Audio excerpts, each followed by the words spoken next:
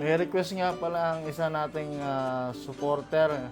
Ang request niya is kung paano maglagay ng effects sa fader. So, ayun yung ipapakita ko sa inyo ngayon.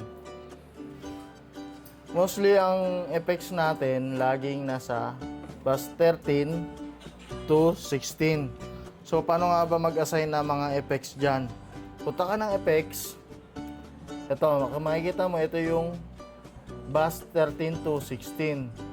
Ngayon, pwede mong palitan kung anong effects ang gusto mo. Yan, may iba-iba. Select mo lang kung anong effects ang gusto mo. Pwede mong ibaba. Ayan. Kunyari sa 13, naka vintage room ka. Tapos ito sa bus 14, yung whole reverb. So, pwede mo pa rin palitan yan. Dito mo yung makikita yan. Pwede ka magpalit-palit na kung anong reverb. So, ngayon, paano nga ba siya i-send sa input channel ng yung effects mo? So, punta tayo ng fader flip. Select mo yung effects. Ngayon, mamili ka kung anong channel yung kailangan mo lagyan ng effects. Kunyari, yung channel 8. So, ngayon, magkakaroon na siya ng effects.